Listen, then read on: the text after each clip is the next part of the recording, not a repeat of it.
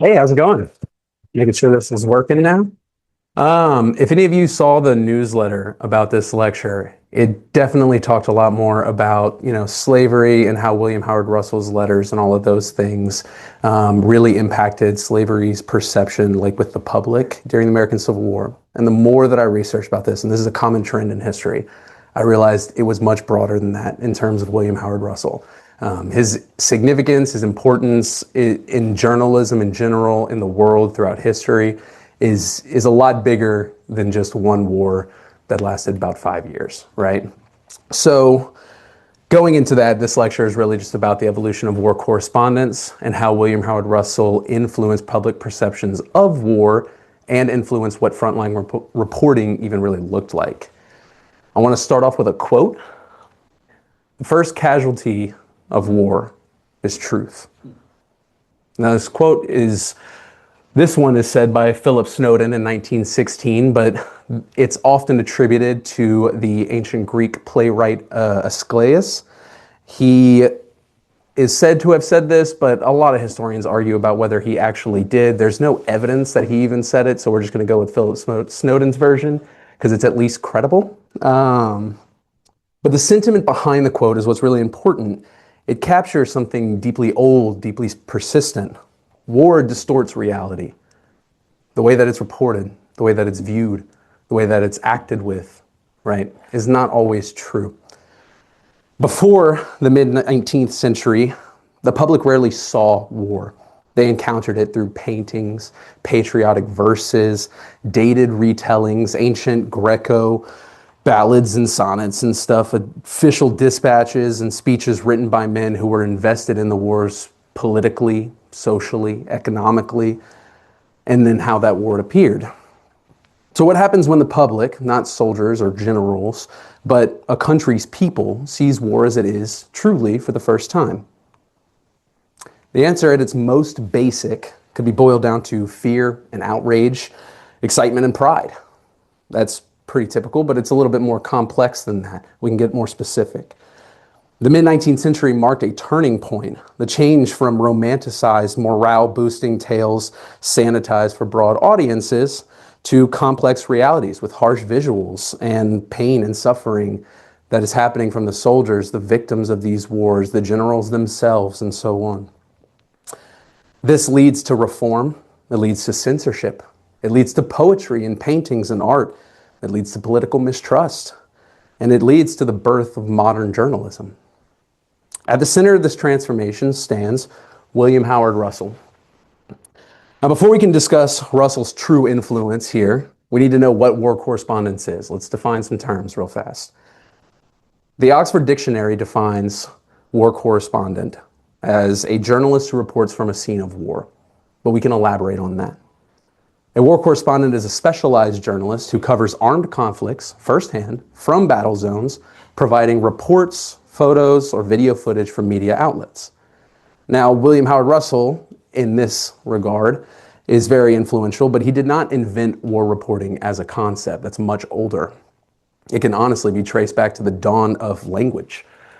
See, from oral histories to cave drawings, all the way to hieroglyphs, all the way to today, all cultures throughout time, they all feature some level of war reporting. The Greek poet Homer's epics, the Odyssey and the Iliad, they feature wars. They feature talks of the Trojan War, right? And so in a way that's war reporting. And another example, even William Shakespeare in good faith can be considered a war report whenever he included his theatrical dramas that focus on Henry VI and Richard III and what we call the Henriad. It's a series of plays. They all talk about wars too. And so in a way, that's war reporting. But when we reference war reporting, we're not thinking of ballads and theater. We think more of reporting from the front line, what battle looked like from a soldier's perspective. Russell didn't really invent that either, hate to say. Greek historian Thucydides is a really early version of that. He recounted the events of the Peloponnesian War between Sparta and Athens from 431 to 404 BC. It's a long time ago. Thucydides is often considered to be the father of scientific history. He focused on cause and effect, evidence-based history and retellings of events as opposed to divine intervention where the gods influence what happened. Coming a little bit closer to time is Julius Caesar, 55 BC. He starts being a frontline war reporter of the Gallic Wars in Gaul in that time. He talks about war in the Commentari de Bello Gallico. That's a hard one, I'm not Roman. And he provides these firsthand accounts, but Thucydides and Caesar, they both talk about these events years after they have them, right? They're not at the exact time. So perhaps then when we reference William Howard Russell's contribution to war journalism, we might consider his relationship, oh, I guess I'm a thing off. Yeah, we'll do that. We might consider his relationship to reporting for newspapers as opposed to having been part of the war as some form of general retelling of events. And you know, they happened right away. The reporting happened timely. The people that participated in the war lived through it. They're still alive, right? All of these events. But again, Russell didn't invent that either. He's not the first of those. We've got Henry Crabb Robinson here and Charles Lewis Grunison. Two 19th century reporters, and they're often considered to be early war correspondents themselves. Robinson was a barrister. He was a type of lawyer under common law and accepted a position under the London Times to report on Napoleon's conflict in Altona, Germany in 1807. Robinson sent back accounts of public documents, his conversations with social elites. He spread a lot of gossips and rumors. In fact, his reports that were sent back were solely contingent upon gossips and rumors. They were considered to be unproductive, useless information. He had very little detail, and he actually never made a single attempt to see battle firsthand. So he kind of just sat at coffee shops and restaurants and listened to what everybody else was telling him, read other newspapers, and then pawned that off as his reporting. A year after he goes to Altona, he gets sent to the Spanish Revolution, and he gets to go report on the Bay of Biscay. He didn't know that the Battle of Corona had happened until he went to have dinner, and a waiter said, "Oh, wow, you're the only person here." And he went, "Yeah, why is it so empty?" And the waiter said, "Oh, because everybody's at war right now." And he went, "Oh, I'm late." So Robinson here, he's not really a good example, is he? Now, Grunison, on the other hand, he went to Spain. 30 years after Robinson, he reported on the Carlist Revolt, and he was a much better example of a frontline reporter. He was active on the front lines. He was embedded, which means he was part of a military dispatch. He was attached to a military unit, and he accompanied the British Legion and inhabited the headquarters of King Don Carlos. Though Grunison himself was not a journalist either, Robinson was a barrister. Grunison was a music critic, so didn't really have any experience here. His reports were more involved than Robinson's were. He witnessed himself the Battle of Vilar de los Navarros, if I said that right, several smaller battles. After he witnessed the Battle of Retuerta, he was arrested on the suspicion of being a spy, and he was almost executed. He had tried to stop massacres of the Carlist revolters, and he also stopped massacres of the people that he was with, and some of the officers that he was with considered that to be interfering too much. You would think they had more self-preservation than that, but that wasn't what Grunison was there for. After returning to England, he organized a carrier pigeon service between Paris and London, saw no more fighting, and despite his efforts and his presence on the front line and the fact that he wasn't a trained reporter in the slightest, he used his presence to influence the happenings of war, gave biased accounts of the conflicts that he witnessed. Though Robinson and Grunison reported in a more timely manner for newspapers rather than simply from memory for the sake of honor and intrigue like Thucydides and Caesar, their respective lack of presence on the front line or unbiased and accurate reporting and both journalistic training bars them from being a true contender to Russell as what we often call the father of war correspondence.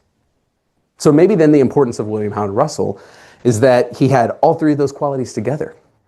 An unbiased, frontline journalist with training. No, he wasn't that either. Hate to tell you. Decades before Robinson and Grunison was John Bell, a man who could also be considered as the first war correspondent. John Bell reported for the London Oracle and accounted on the Duke of York's European campaign in 1794. That was before Robinson and Gunnison, so he was a while back. Bell himself owned the newspaper, so it was a little bit of conflict of interest going on there. Also made it easy for him to appropriate funds. And in April that same year, he arrived in Flanders to report on the British Expeditionary Force that landed in the Netherlands in hopes of cooperating with the Allies against the French Revolutionary Force. I know that's a lot of countries, bear with me. He sought to set up a chain of correspondence with every part of the Allied army and to obtain French papers through any means possible. He states from his time there, "As I shall for some time be in the very neighborhood of the contending armies, it is my intention to send you a regular and faithful diary of whatever passes worthy the attention of your readers. I shall write frequently in the field or under the first hedge that affords me safe retreat, and therefore must be satisfied with facts without ornament or exaggerated coloring, which on such occasions is too frequently adopted in the diurnal publications." Yeah, he's saying newspapers are biased, if you didn't know. Bell, in contrast to Robinson, gave vivid, timely accounts of the front line. His depiction of the Battle of Courtrai preceded official announcements by 2 days, and he later predicted the Siege of Ypres. Bell was in some ways considered to be the first celebrity war correspondent. In an era where most papers were uncredited, Bell's name was featured above and at the end of his war reports. In fact, the Oracle itself wrote of his reports, "The other newspapers will, as usual, copy our intelligence tomorrow." The British government, however, did not share the same sentiments as the people by any means. They held a disdain for Bell's criticisms of the British efforts. Rival newspapers called Bell's reports contradictory and false rumors, merely the work of a vagabond Jacobin, which was fighting words back then. Bell was forced to sell the Oracle to settle the debts he had run up while covering the war by the end of that year. So despite Bell's efforts and his vivid accounts, there are some aspects of his career that prevent him from being a true contender to William Howard Russell also. For one, his career was cut short from government pressure. He was involved with only one war, and not much came from it. Additionally, his audience actually mostly comprised of the elites. The news he presented did not really reach those audiences while the conflict was actively happening, and Bell's reports did not lead to any specific cultural or political consequences, so really hard to call him the father of anything. Bell simply stated what he saw, nothing came from it, and therein lies the major difference and the key importance of William Howard Russell. Out of the reporters we've mentioned here, Russell has combined their shortcomings and corrected for them, forming what we consider to be a modern war correspondent. Unlike Thucydides and Caesar, Russell detailed events in near real time using the telegraph to send reports as the conflicts transpired. So he did have a little technological advantage, that's fair. Unlike Robinson and Gunnison, Russell reported from the front line and gave unbiased accounts of the events that transpired. And unlike John Bell, Russell's reports impacted not only the war itself, but the public's perceptions of war and the culture of journalism as a whole. Russell permanently changed the very foundation of war correspondence, the purpose of journalism during war, and the public's understanding of the true brutality behind it. But before we get into the specifics of that, and I start showing you all kinds of things as to how that happened, let's get to his early life and who he was. William Howard Russell was born in Ireland in 1820. To whoever I said 1830 earlier to, I apologize. I've had a lot going on up here all day. 1820 is when he was born, to a mixed Protestant and Catholic background, so those dinners were awkward. He was raised poor, frequently moved between Dublin and Liverpool.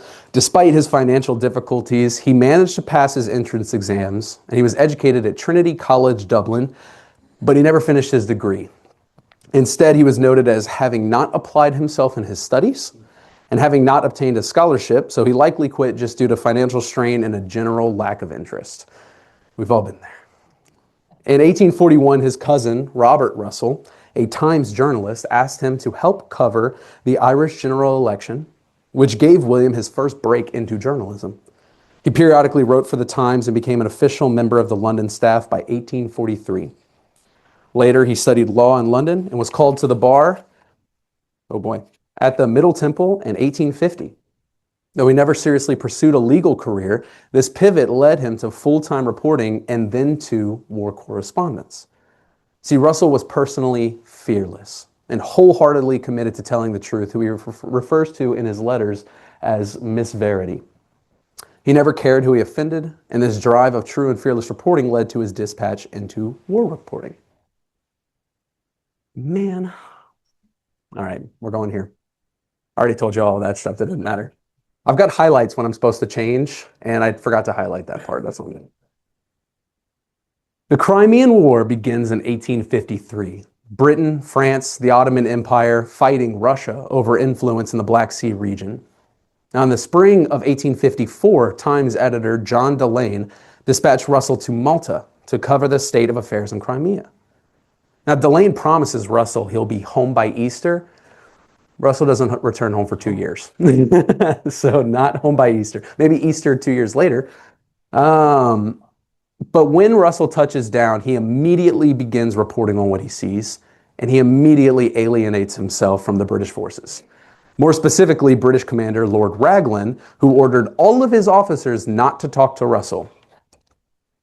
This is going to be a trend. From the very beginning of the war, Russell was frustrated with the disorganization of the British Army, whose officers were more concerned with superficial dress codes than providing for the soldiers' needs. In his letters, he describes British officers and soldiers as being poorly clothed, malnourished, sleeping in mud, and dying of disease rather than combat wounds. In one dispatch, Russell writes, "The army before Sevastopol is perishing for want of food, shelter, and proper medical attendance. The management is infamous, and the contrast offered by our proceedings to the conduct of the French most painful. Can you believe it? The sick have not a bed to lie upon. They are landed and thrown into a rickety house without a chair or table in it. While these things are going on, Sir George Brown only seems anxious about the men being clean-shaved, their necks well stiffened, and waist belts tight. He insists on officers and men being in full rig, no loose coats, jackets, or etc." This is an unprecedented accounting. For the first time, British readers encountered their army not as a symbol of imperial strength, but as a population of suffering men, abandoned by their leadership. Russell did not describe tactics, as had always been done. He described logistics. He described neglect, human costs. He even reportedly wondered, am I to tell these things or hold my tongue? And to his credit, Delane, his boss, instructed his reporter to tell the truth and then just began circling Russell's private letters to his friends in Parliament. The officers on the front line with Russell harassed him, cutting down his tent, refusing to give him food rations. They refused his request to speak to him. But this is a good thing. It sounds bad. It sounds bad, I promise. But it's good. This worked in his favor because it forced him to talk to the actual soldiers, not officers who have a stake to play in this, who could lose their rank. He's talking to real people that are putting their lives on the line. As he reported on their accounts of the Battle of Alma and the Battle of Balaclava, the effects were unlike any consequence of war reporting we've seen before. Russell watched from a high ridge as the Russian army attempted to break the siege of Sebastopol by attacking the Turkish line. The British rushed reinforcements into the area, including the Light Brigade of Cavalry, whose commander, Lord Cardigan, was frequently drunk.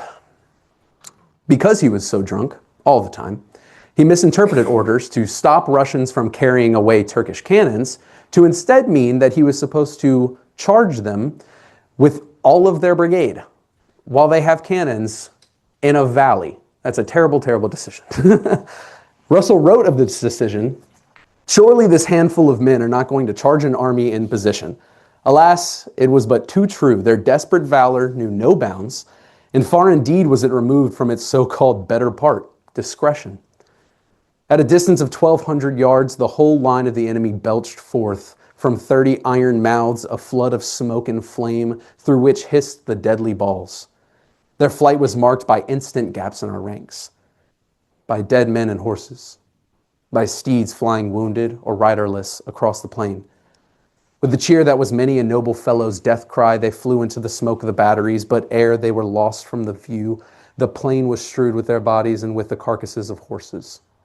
At 35 minutes past 11, the charge had begun 25 minutes earlier. Not a British soldier, except the dead and dying, was left in front of those bloody Muscovite guns. All because their commander was drunk. And Russell mentioned that part. Russell's reporting reached Britain in near real time via telegraph. The public read his words over breakfast, and the consequences were just as fast. Massive public outrage, parliamentary inquiries, reform, and cultural expression. Some of the most famous examples of consequences from Russell's reporting are Florence Nightingale's appointment. Russell's correspondence on the state of the war and the British soldiers in Crimea describe appalling conditions and dying soldiers from poor medical care. The reports shocked readers, stirred public outrage from the severe neglect. The outcry over the Army's failure created a political pressure where the British governing forces led Sidney Herbert, I almost said Hebert. I've been having that problem a lot. Sidney Herbert, the secretary at war, to appoint Florence Nightingale to lead a team of nurses to the Crimea. If you don't know who Florence Nightingale is, she is the mother of nursing, right? She is a very big deal when it comes to war nursing. She's a big deal when it comes to nursing as a profession in general, women in professional medical fields, all of the above. She and her group reached Scutari in November 1854. While Nightingale was already a recognized figure in nursing reform, Russell's accounts forced the government to take action, something which might have been delayed or ignored outright. This event gave Nightingale the platform to bring professional nursing to the battlefield, reform military medical practice, and spark the formation of nursing as a professional practice in general. The next big effect that Russell's reporting in Crimea has is a poem. And it's one of my favorite poems ever. Alfred Lord Tennyson's poem, published in 1854, The Charge of the Light Brigade. Yeah, okay, I wanted to make sure it was the right thing. In this poem, the audience can ascribe meaning to the words favoring their sentiments as they see fit. Forward, the Light Brigade charged for the guns, he said. Into the valley of death rode the 600. That's from the first stanza, poetry terms. This line taken from the first stanza can suggest two things. It can suggest a poet romanticizing a war as what had always been done. But for the first time, this can suggest an officer sending soldiers to die as cannon fodder. That's very unlike the prior reports, prior poems, and all of those things. Right here, this is the opportunity for a public to use culture and media to question the orders of an officer, to question a military's presence. In the second stanza too, they have, there's not to make reply, there's not to reason why, there's but to do and die. Into the valley of death rode the 600. That right there is a much more credible take on, really holding that officer accountable. Poetry's all well and good, nursing's all well and good, but the largest and the most impactful, at least small scale at this exact time, right, consequence of Russell's reporting was the fall of the Aberdeen government in 1855. He toppled a government. Russell's reporting was a major catalyst in the political crisis that brought down the Aberdeen government. We're talking about Lord Aberdeen here. He was the head of the coalition government that was sending the soldiers to Crimea. They were put together to, take care of that. While he did not directly topple the government himself, without his dispatches, the collapse would certainly not have happened when or how it did. Lord Aberdeen's coalition government was commonly known as Whig Polite, and they reluctantly entered the Crimean War and managed it very poorly. They had a divided cabinet, weak wartime leadership, poor coordination between the War Office, Treasury, military command, and zero effective systems for logistics or medical care. Russell exposed these failures, stimulated distrust. He stimulated fundraising campaigns and ammunition against political figures in Parliament. In January 1855, MP John Arthur Roebuck introduced a motion for a select committee to investigate the conduct of war, a motion explicitly inspired by Russell's dispatches. The investigation presented two options. Either one, accept the inquiry and admit failure, or oppose it and visibly appear to suppress the truth. That just led to Lord Aberdeen stepping down, deciding not even to tangle with it at all. He resigned on January 30th, 1855. While all of this is happening, members of Parliament are attacking William Howard Russell and reporting in general. MPs often criticized Russell through the attack of the Times. They were not allowed to explicitly name a person. They could do organizations, they could do random concepts or general occupations. And so they did that. They named the Times, they named reporters in general. They used language such as irresponsible correspondence, unpatriotic publications, and unauthorized military intelligence. MPs also indirectly accused Russell of aiding the enemy. In parliamentary debates from 1854 to 55, MPs argued that the detailed descriptions of troop conditions, locations of camps, and logistical weaknesses could be read by the enemy and used against the British forces. They used these arguments to frame Russell as reckless at best and treasonous at worst, a sentence punishable by death. Still, the MPs knew that they had no actual grounds to stand on, and so no formal charges were ever brought up against him or against the Times. On top of all of that, MPs attempted to delegitimize Russell, claiming he was unqualified and presumptuous. He was not a strategist, a soldier, or a government official. He didn't know anything about war, so who was he to judge military conduct? Many of these arguments were used to control the narrative, maintain order, maintain British supremacy. What's also interesting to note, though, is that though the MPs attacked him, they used all of his reports as evidence anytime they were talking amongst themselves, and then immediately turned around and said, but he shouldn't be doing it anyway. Little hypocritical there. They even sent photographer Roger Fenton to Crimea to take morale-boosting photos of well-ordered camps, teeming harbors, smiling officers, and happy allies having a smoke and a drink. Fenton managed to lie by omission, and even his most famous photograph, which you see here, the Valley of the Shadow of Death, is false. It's a staged photo. It purports to show the valley in which the Light Brigade died at, the whole purpose being, well, there's no dead bodies, nothing happened, right? It's a random gully, and they put a bunch of cannonballs in the gully and just laid them there and took the photo and said, look, nothing happened. It's not even the right place. By the time that this photo started circulating, William Howard Russell's depictions and his dispatches were way too popular. The credulous public just believed everything that Russell had said and took this all for what it was, false information. While no official press law and anti-press legislation came from Russell's reports, though that's not to say there weren't calls for press restrictions, the military commanders increased their regulations on correspondence. They limited access to camps, access to transport, access to supplies, and they had this access-based censorship towards everything outright. For the first time, the state recognized the journalist as a strategic actor. Russell's disruptive reporting was a threat. Attempts were made to undermine the reports he already made and prevent him from making any more. This is where censorship begins. This is where press credentials begin. This is where the uneasy relationship between war and war journalists is born. Not every politician, an important figure, fought against Russell's visibility. After Lord Aberdeen resigned in 1855, his replacement, Lord Palmerston, invited Russell to lunch in 1856 after his return to England and asked him what he would do if he was commander-in-chief. Russell, to his surprise, found his work thoroughly enjoyed by the public and some of the politicians. And so he did what any person would do if people liked hearing them talk. He wrote a book. He wrote a book about his experiences, about the Crimean War, about journalism in general. He set out on a lecture tour, and it was really successful, much more successful than the lecture I'm giving right now. This is one of the most important moments in media history. For the first time, journalism directly altered state policy during an ongoing war, was well received by the public for its honesty, and was eventually, in quotes, rewarded for its work in highlighting failure as opposed to trumpeting valor.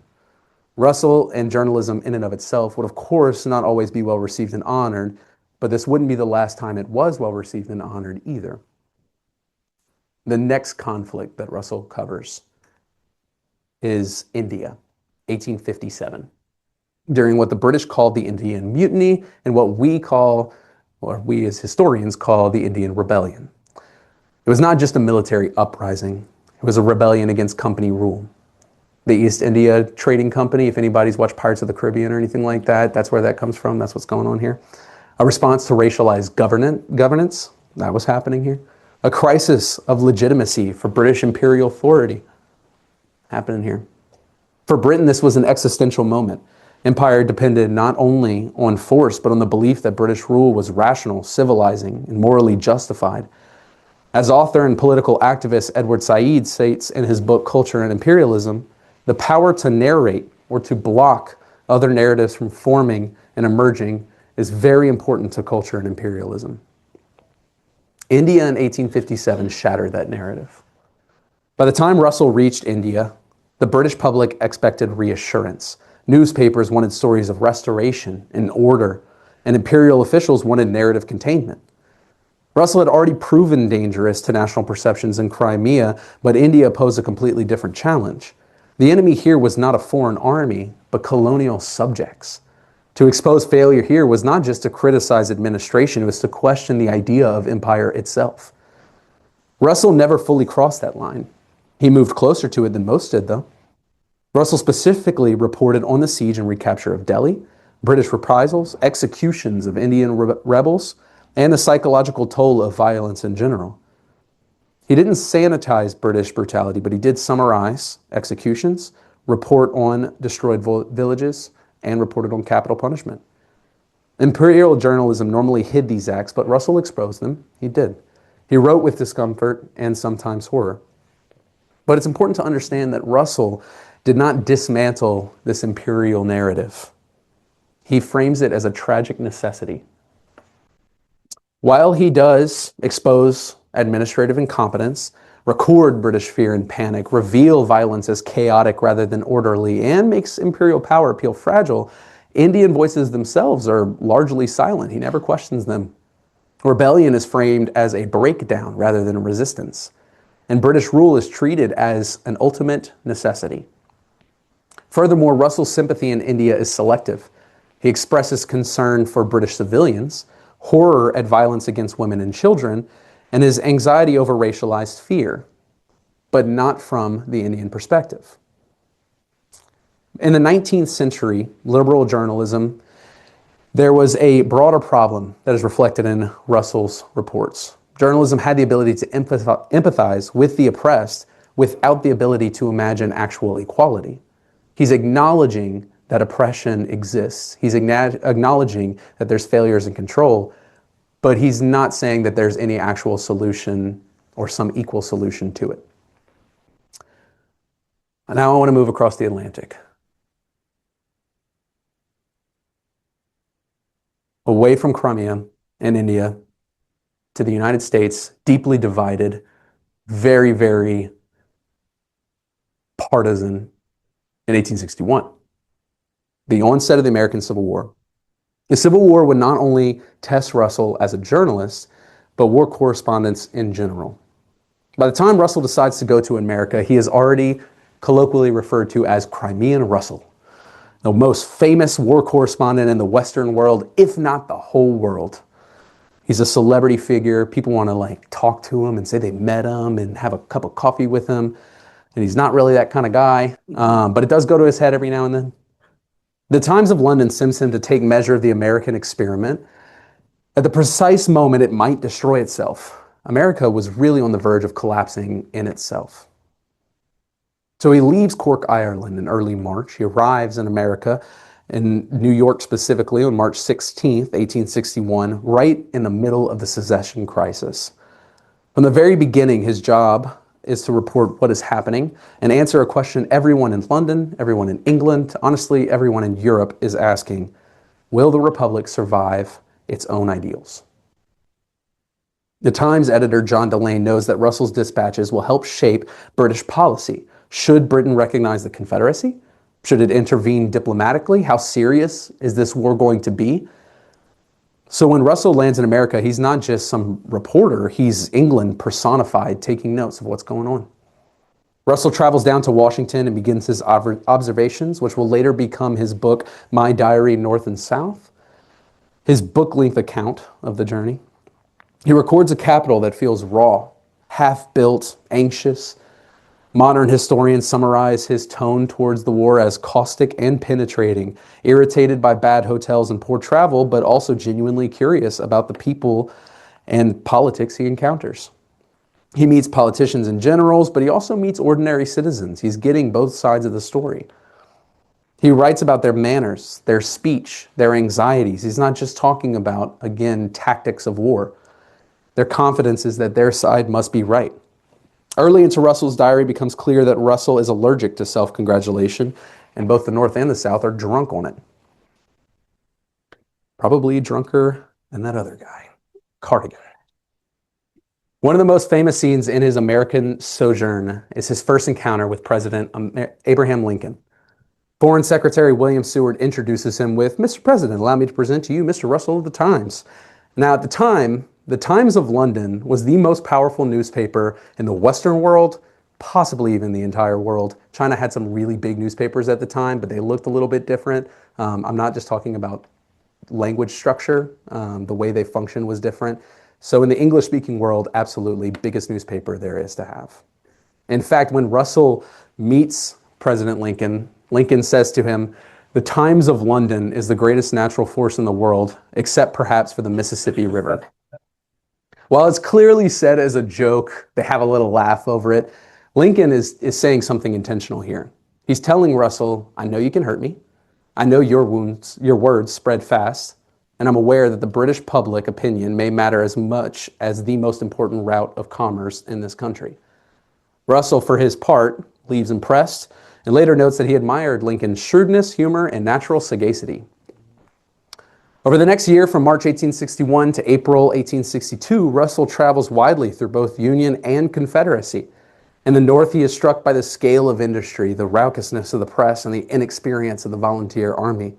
Union officials actually accuse him of Confederate sympathy because Russell refused patriotic simplification, as he criticized boastful rhetoric, the tendency to underestimate Southern resolve, and a chaotically partisan media environment. Later, he will call much of American journalism degraded and odious. In the South, he is treated like a celebrity. He meets Jefferson Davis, Confederate generals, elite planter families. He finds much to admire in their courtesy and composure, and notes in a later summary that he thought highly of many Southern leaders and doubted they could easily be conquered. But, and this is crucial, Russell is repulsed by slavery. Very, very, very repulsed. He describes it flatly as a form of barbarism. So his judgment is split. He respects Southern manners, but he cannot reconcile that with the ever-present reality of human bondage. This duality ends up alienating him from the South just as much as it alienates him from the North, his critiques. So the turning point of Russell's American career comes in July 21st, 1861, at the First Battle of Bull Run in Manassas. He goes out from Washington in a carriage, like many other civilians and politicians, expecting some patriotic spectacle. Instead, he witnessed a confident Union advance, a battle he can barely see for terrible positioning, and then a sudden collapse later in the day. As the Union line breaks and soldiers flood back toward Washington in panic, wagons clog the roads, civilians flee, and the retreat turns into what Russell describes as a miserable, causeless panic. In his dispatch to the Times, he writes with brutal candor about the disgraceful conduct of the Union troops who ran, throwing down arms and equipment in flight. Russell is doing to America what he did in Crimea. He's refusing to romanticize and protect reputations and insisting on what happened to be told. But now the context has changed. In Britain, his exposure toppled a government. In the U.S., his exposure offended a democracy in the middle of a war for its own survival. The reaction in the North is instant and vicious. Northern newspapers denounce his account, and the people, humiliated by defeat, look for someone to blame and set their sights on Russell. They nickname him Bull Run Russell, equating him with the disaster, and mock him in the streets and send him threats. Union authorities retaliate with restricted credentials and passes, and at one point, his permission to accompany federal troops was outright revoked. This is a key moment for war correspondence. Russell is not attacked as a liar, but rather for telling an inconvenient truth in public. This is a familiar story to many of us here. Bad news is unpatriotic, the reporter becomes the story, and the critique is rebranded as betrayal. Bull Run Russell becomes an attempt to discipline the press. By April 1862, less than a full year after Bull Run, Russell decides, or is effectively forced, to leave.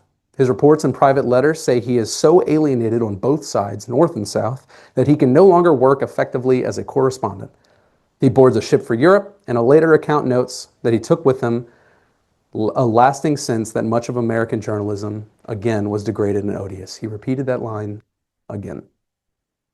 He was frankly relieved to be heading home. Back in Britain, he turned his notes into said book, My Diary, North and South, officially published in 1863. It is not neutral, not always fair, but it is invaluable as a record of how the American crisis looked to an intelligent, skeptical foreign observer with no stake in either flag.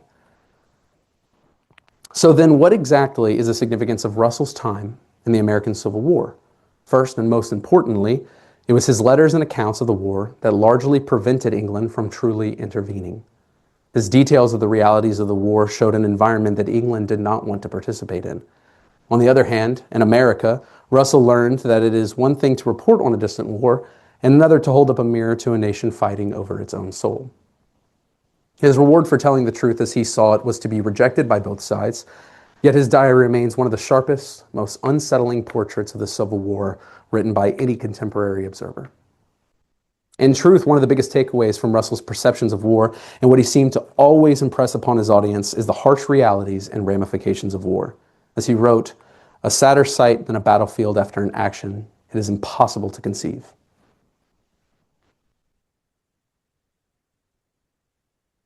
After Russell left the United States in 1862, his career entered a new phase, one less defined by controversy and more by consolidation, authority, and retrospective recognition. By this point, he wasn't just a reporter, but a public figure whose name had become synonymous with war correspondence itself.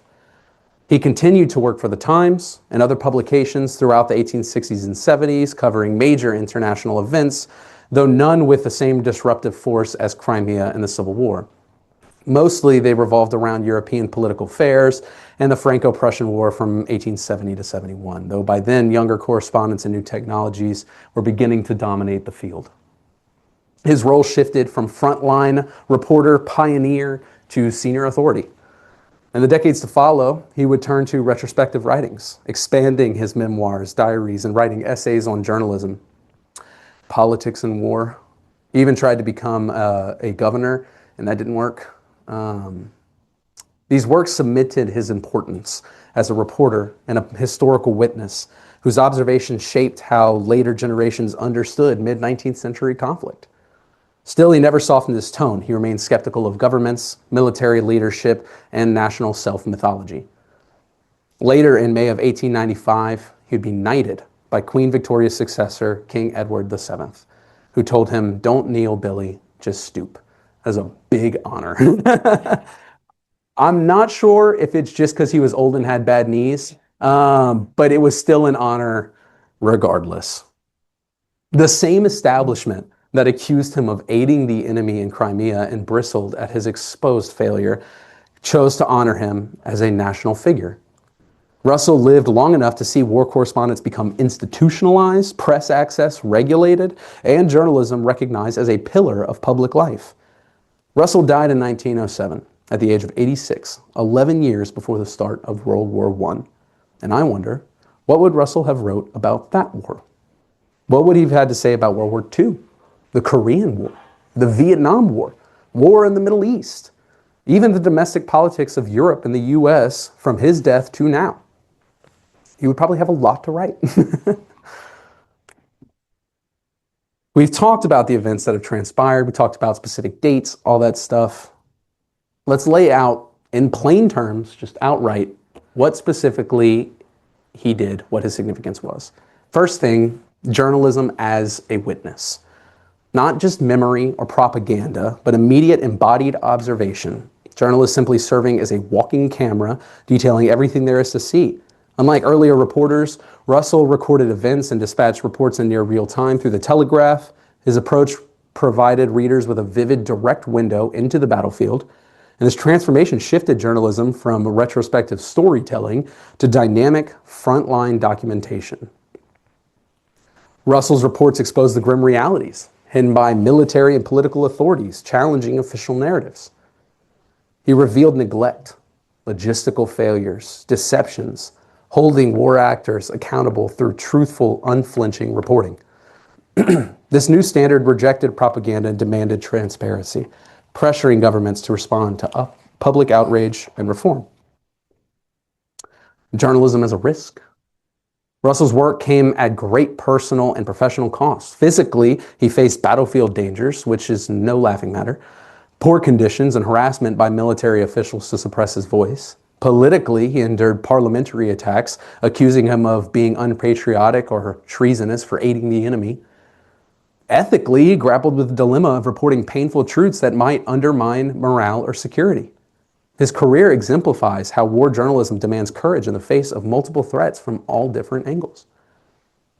And finally, journalism as a culture.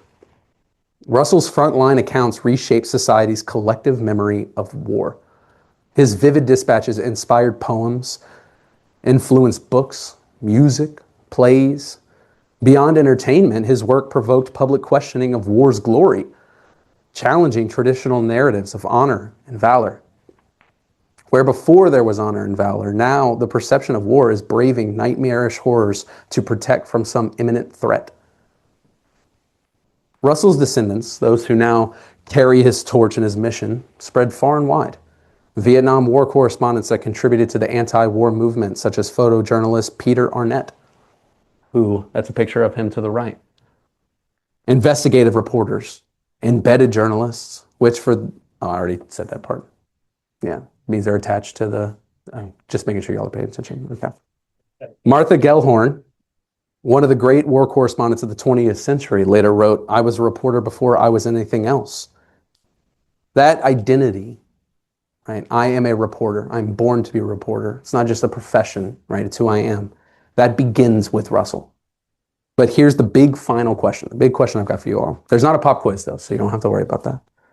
If William Howard Russell reported today, how would he be treated? Would he be welcomed, distrusted? Not only the military and the officials, but by the general public. Would he be embedded? Would he be allowed to attach himself to military? Would he be censored, prosecuted, simply just ignored as half the audience argued about whether or not his reports and photos were staged or AI? Worse, would he be killed and made an example of, like war correspondent Marie Colvin in Syria? Russell showed us that the war and the truth in war is not neutral, it's disruptive.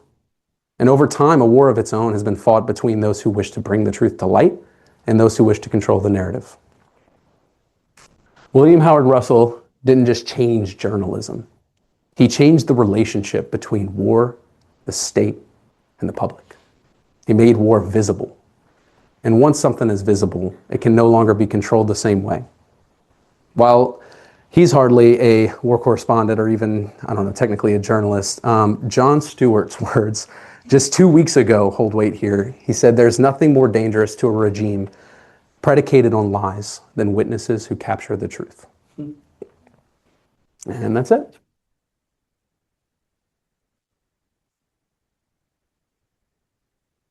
If you have questions, I may or may not have answers.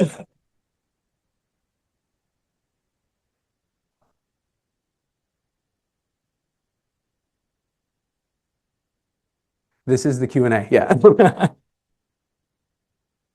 Adam told me that he wanted a lecture on it. Yeah, he said, I think it was like 2 or 3 months into working here. He was like, "Do you want to do a lecture on this guy?" I said, "I don't know who you're talking about." And he said, "Cool, so you want to do it?" And I said, "Yep, sounds good." I've loved it too. I really enjoyed it. It was a good thought exercise.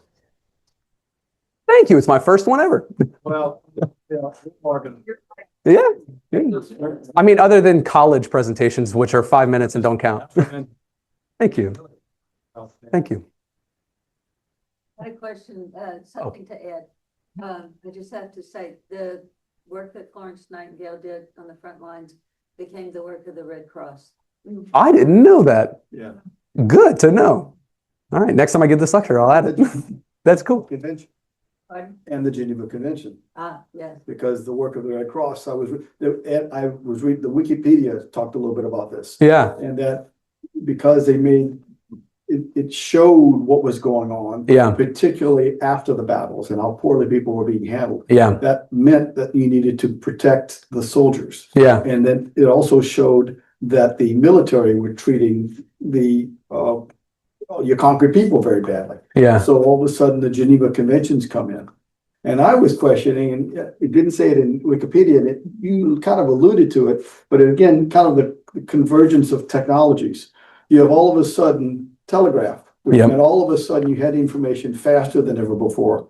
And this is all the same at the same time as photography.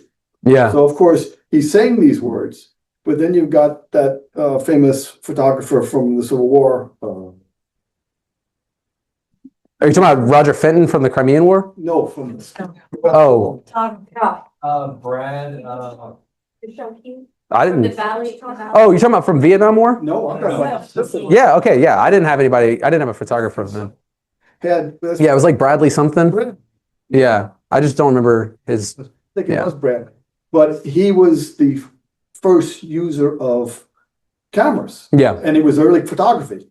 And all of a sudden they said, well, this is what the end of the battle was. Yeah. Yikes. Yeah. You have the visual confirmation of the words. Yeah. So, oh, sorry, I mean, had the same thing in the Vietnam War, right? It was the first Absolutely. televised war. We had that Mhm. every night, exactly. You know, yeah. so. Yeah. That's one of the reasons I like Full Metal Jacket so much. It's a good movie for that. One of the things that I was like 14, 15, 16 and just got my draft card right before I graduated. But one of the things I watched in the news at 6 o'clock at night, and the big thing they were talking about was body counts. Oh, the Americans killed this many, we lost this many soldiers, but the Americans killed 60. It was all about like a score. Yeah. Apparently. Yeah, that's how many we got today, you know, Yeah. going out and kill neutralizers. So going off of those 2 points too, I really hope that one of the things that y'all took away from this, and one of the reasons that I started it out the way I did, was to show that William Howard Russell, he was kind of just the right guy in the right place at the right time, right? I mean, like, if he hadn't have gotten into journalism, someone else would have been the father of war correspondence. It's going to happen eventually, right? The biggest thing was that he had the technology and he had the drive at the exact time that he did, right? And then going off the body counts thing, right? His view of things, right? He gave biased accounts, right? I don't want it to seem like he was objective, wholly objective, without any flaw. He had his biases. His objectivity is not just in who he supported. He talked about who he supported. He talked about who he liked and who he didn't like. But what he did is he showed the harrowing truths. He would say, I don't like this thing, but then still outright write it, right? He would explain it. And to say that war correspondence in general today only functions like how he envisioned it to function, that's a lie. That's not true, right? But the idea that we can see war for what it is, we can see those hard truths, we care about that stuff. We don't just want it to be some sing-song thing at a bar where we talk about the exploits of some general. We also want to know the hard truths. That comes from him, right? And that's kind of the 2 takeaways that I'm really hoping I'll get from this.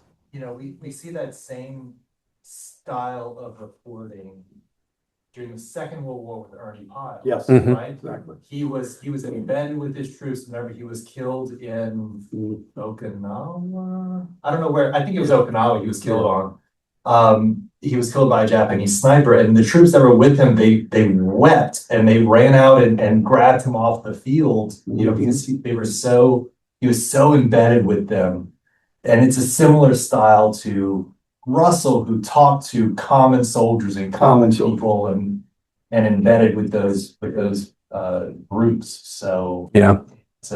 It's cool to see that. And that's 100% true. I mean, the soldiers that he was around, the common soldiers that he was around, they liked him. The officers didn't like him. Like I said, the ones that can lose rank, they don't like that guy. Everybody else, he's pretty cool. Right. Yeah, exactly. Exactly. Yeah, and he did. He was fearless. But there's also, I didn't include it in this because it's not evidence-based enough for me to feel comfortable with it. But a lot of people did talk about he was like a boxer and a fighter in Ireland, and I think that would explain a lot. But there's not enough credible evidence for it to be part of a lecture, I He's feel. very tenacious. Yes. Did back down. Yes, he was. All right, we got just 1 minute left. So any other questions? No? Outstanding, thank you. Thank you. All right. Well, enjoy any more cookies or sandwiches if we have them, or bottles of water. And thank y'all so much. I really appreciate it.